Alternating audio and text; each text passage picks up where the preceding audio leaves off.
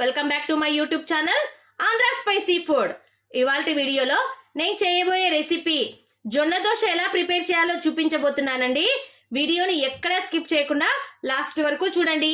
Video చాలా interesting గా ఉంటుందండి. మీరు కూడా నా వీడియో నచ్చినట్లయితే ఒక లైక్ చేయడం మాత్రం మర్చిపోవద్దండి. ఇంకా ఎవరైనా నా ఛానల్ను సబ్స్క్రైబ్ చేసుకొని వాళ్ళుంటే తప్పకుండా సబ్స్క్రైబ్ చేసుకోండి. ఒకవేళ ఈ రెసిపీ నచ్చితే తప్పకుండా ట్రై చేయండి. మరి లేట్ ఎందుకు, జొన్న దోశ ఎలా ప్రిపేర్ చేయాలో చూద్దాం రండి. మరి జొన్న దోశ కోసము నేను ఇక్కడ 1 కప్పు జొన్నలను తీసుకున్నానండి. వీటిని నీట్గా క్లీన్ చేశాను. ఇందులో మెరకలు ఏమీ లేకుండా చూసుకోవాలి. ఏ కప్పుతో అయితే జొన్నలను తీసుకుంటామో సేమ్ అదే కప్పుతో 1/2 కప్ రైస్ని కూడా తీసుకోవాలండి. చూడండి, సగం కప్పు రైస్ని తీసేసుకుంటున్నాను. జొన్న దోశ చేయాలంటే కొంతమంది మినప్పాలు వేసుకుంటారు కదండి. నేను ఇక్కడ ఎటువంటి మినప్పాలను వాడడం లేదు.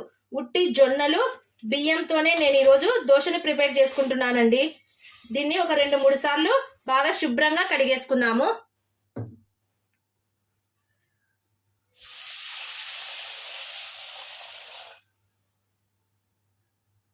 చూడండి, ఒక 2-3 టైమ్స్ ఈ విధంగా బాగా నీట్గా కడిగేసుకోవాలండి.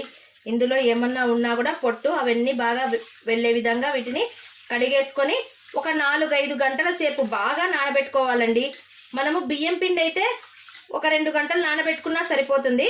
జొన్నలు హార్డ్గా ఉంటాయి కదండి, అందుకోసం అనేసి వీటిని ఒక 5 గంటలు, వాటికంటే ఎక్కువైనా పర్లేదండి. ఎంత బాగా నానేసుకుంటే జొన్నలు అంత బాగా మనకు మిక్సీ పట్టుకోవడానికి వీలవుతుందండి. చూడండి, బాగా ఈ విధంగా 2-3 టైమ్స్ బాగా కడిగేసుకోవాలి. చూడండి, ఈ విధంగా ఒక 5 గంటలు వీటిని నానబెట్టుకుందాము. చూడండి, 5 అవర్స్ తర్వాత చూస్తే జొన్నలు బాగా నానిపోయాయండి. చూడండి, ఇప్పుడు వీటిని మిక్సీ పట్టేసుకుందాము. కొద్దిగా వాటర్ వేసుకుంటూ మిక్సీ పట్టుకోవాలండి. పిండి మరీ ఎక్కువ జోరుగా ఉండకూడదు, అలాగని ఎక్కువగా గట్టిగా కూడా ఉండకూడదండి. మీడియం లాగా మిక్సీ పట్టేసుకోవాలి. చూడండి, ఈ విధంగా జొన్నలను మిక్సీ పట్టేసుకున్నాను. ఇప్పుడు దోశ కోసం ఇందులోనికి నేను తగినంత సాల్ట్ వేసేసుకుంటున్నానండి. నేను ఈ పిండికి తగినంత 1/2 స్పూన్ వరకు సాల్ట్ వేసేసుకున్నాను. చూడండి, మరి ఎక్కువగా సాల్ట్ని యాడ్ చేసుకోవద్దండి. అలాగే కాస్త వంట సోడా వేసేసుకోవాలి.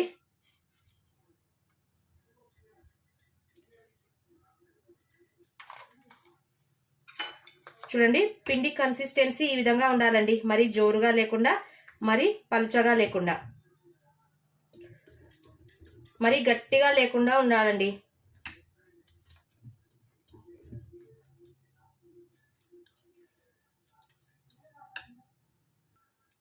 ఇప్పుడు స్టవ్ ఆన్ చేసేసుకుంటున్నాను. పెన్నం కొద్దిగా బాగా హీట్ ఎక్కాలి కదా. మందంగా ఉందండి పెన్నము, క్యాస్ట్ ఐరన్ పెన్నం కదా. కొద్దిసేపు ఒక 10 మినిట్స్ బాగా హీట్ ఎక్కాలండి. ఆలోపు మనము ఇక్కడ బ్యాటర్ని బాగా షేక్ చేసుకుందాము. చూడండి, సాల్ట్ వేసేసరికి మరి కొద్దిగా పల్చగా అయింది కదా. ఇందులోనికి వాటర్ యాడ్ చేయాల్సిన అవసరం లేదండి. నేనైతే మిక్సీ పట్టుకున్నాను కదా, అప్పుడే ఇందులోనికి వాటర్ని వేసేసుకున్నాను. అందుకోసం అనేసి ఇంకా ఇందులో వాటర్ యాడ్ చేయడం లేదు.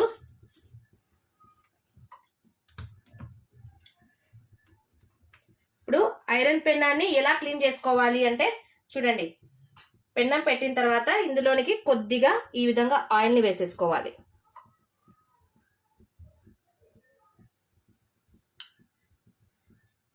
ఆయిల్ వేసేసిన తర్వాత ఒక టిష్యూ పేపర్ని తీసేసుకొని చూడండి, ఈ విధంగా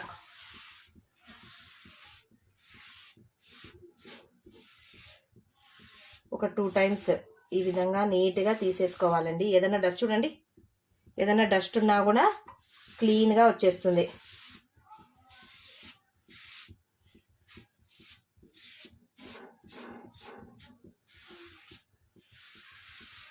ఈ విధంగా క్లీన్ చేసుకోవాలి. చూడండి, ఫస్ట్ క్లీన్ చేసినప్పుడు ఈ విధంగా వచ్చింది కదా. ఆ తర్వాత కాస్త వాటర్ పోసేసి చూడండి, ఒక ఆనియన్ని తీసుకొని ఈ విధంగా బాగా అనుకోవాలండి. అప్పుడు దోశ విరగకుండా బాగా నీట్గా వచ్చేస్తుంది.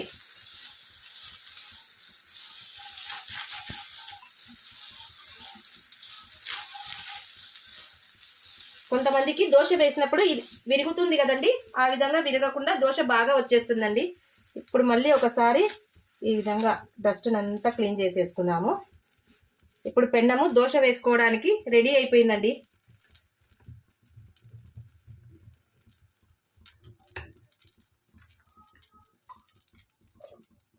చూడండి,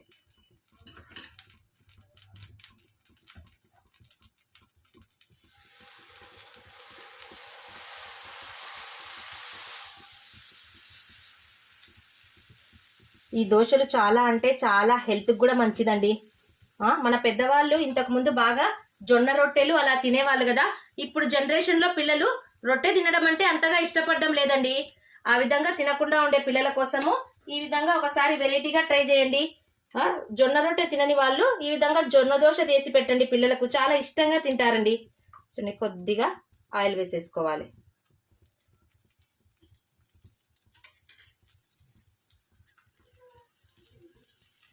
చూడండి, చాలా ఈజీగా వచ్చేస్తుంది కదా. ఈ విధంగా పెన్నాన్ని క్లీన్ చేసుకోవాలండి. చూడండి, ఎంత కలర్ఫుల్గా వచ్చింది కదా. దోశ కూడా ఎంత రెడ్డిష్గా వచ్చింది చూడండి. పిల్లలకు దోశలు అంటే చాలా ఇష్టం కదండి. రొట్టె తినని వాళ్ళ కోసం ఈ విధంగా ఒకసారి వెరైటీగా జొన్న దోశ చేసి పెట్టండి. పిల్లలు కూడా బాగా లొట్టలు వేసుకుంటూ తింటారండి, అంత టేస్టీగా ఉంటుంది.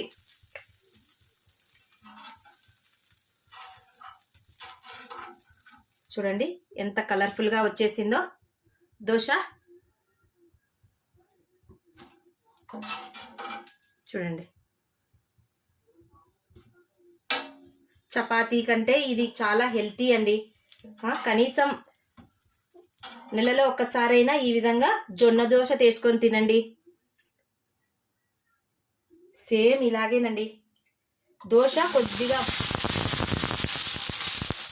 బాగా రెడ్ కలర్లో రావాలంటే ఈ విధంగా ఒక్కసారి ఆనియన్ని పూసేసి వేసుకున్నాము అంటే రెడ్గా కూడా వస్తుంది. దోశలు బాగా చక్కగా విరగకుండా వచ్చేస్తాయండి. చూడండి, ఎంత పలుచగా, మనం ఎంత పెద్దగా కావాలంటే అంత పెద్దగా వేసుకోవచ్చండి. ఆయిల్ కూడా దీనికి ఎక్కువ పట్టదండి, ఊరికే లైట్గా వేసేసుకోవాలి. చూడండి,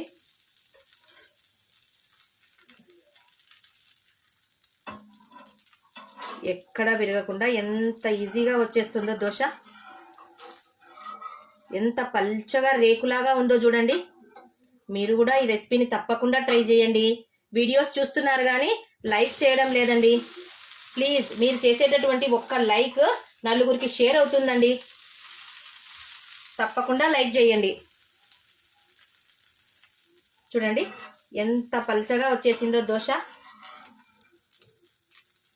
సేమ్ రేకులాగా ఉంది కదా. ఇదే విధంగా 10 నిమిషాల్లో దోశలు వేసుకోవచ్చండి.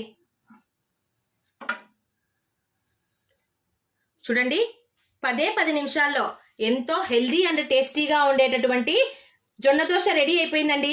దోశ కూడా చూడండి ఎంత క్రిస్పీగా వచ్చేసిందో.